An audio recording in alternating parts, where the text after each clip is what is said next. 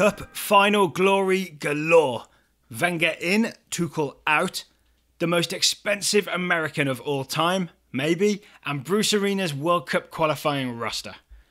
Good morning, everybody. I'm Daryl Grove, and you're listening to The Goalmouth. It is Tuesday, May 30th, so many happy returns to Steven Gerrard, Thomas Hessler, and, of course, Jake the Snake Roberts.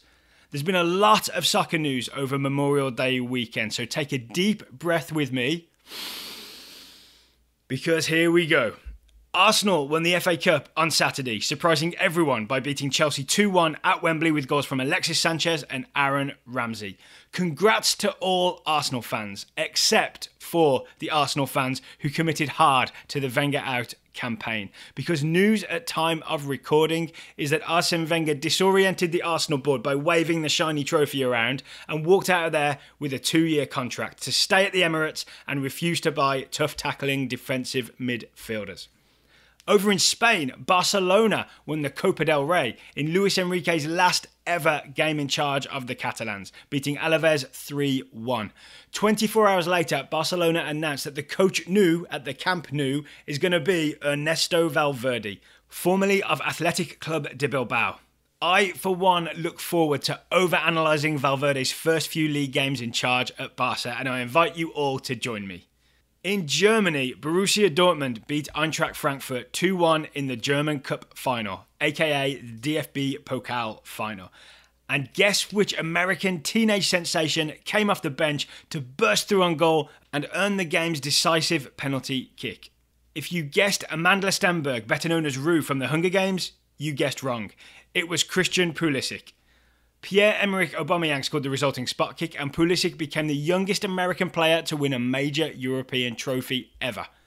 Somewhat surprisingly, Dortmund boss Thomas Tuchel has left the club just 3 days after winning that trophy. The club statement was at pains to say that this was a mutual and amicable parting of the ways, but everything I've read suggests it either stems from behind-the-scenes hostilities between Tuchel and Dortmund's chief exec Hans-Joachim Watzke, or there's been a mini player revolt with Tuchel losing the support of some of the Dortmund mainstays like Schmelzer, Royce and Nuri Sahin, who, incidentally, Tuchel dropped for that DFB Pokal final. No word yet on Tuchel's next move. So, if you're listening, Thomas, I'd like to invite you to interview for the job of Team Goalmouth head coach. We're open to new ideas for Goalmouth. Musical episodes. Yes, I vote George on piano. A week of episodes in French. Bon to the jour. Let's do it. Lots of running and hard work in practice. No, thank you, Thomas. We don't like the sound of that, but thanks for stopping by. We'll let you know. On to transfer rumours. I'm reading today that American centre-back John Brooks is being linked with a move from Hertha Berlin to Wolfsburg for €17 million. If this goes through, it will make Brooks the most expensive American player of all time. It's a little odd in that Hertha finished 6th in the Bundesliga and Wolfsburg finished 16th and were nearly relegated, but it makes sense in that Wolfsburg are a big and well-resourced club and they have plans to not finish 16th next season. Related, if anyone wants to offer us €17 million for our Brooks, then our answer is to stop wasting our time and come back with at least double. What else? Yes, Huddersfield Town. Welcome to the Premier League, Huddersfield Town, who won the promotion playoff against Reading on penalty kicks on Monday.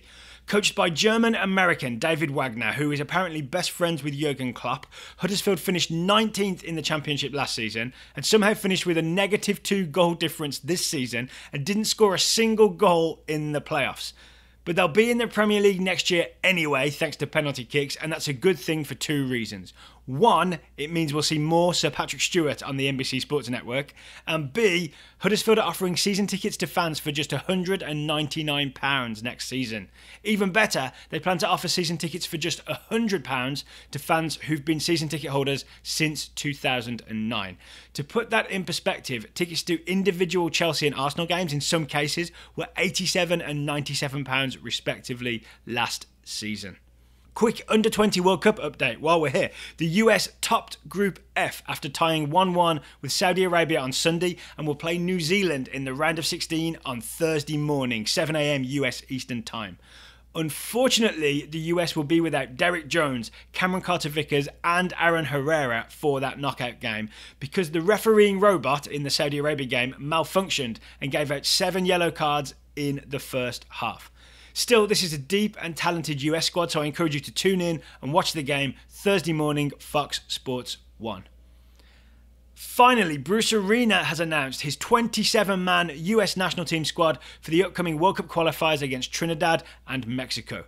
It's heavy on experience and there are no major surprises. If you want more detail than the very little I just gave you, the link to the full roster will be in today's Goalmouth email, or you can listen to Monday's Total Soccer Show, where Taylor and I have a good 30-minute chat about it.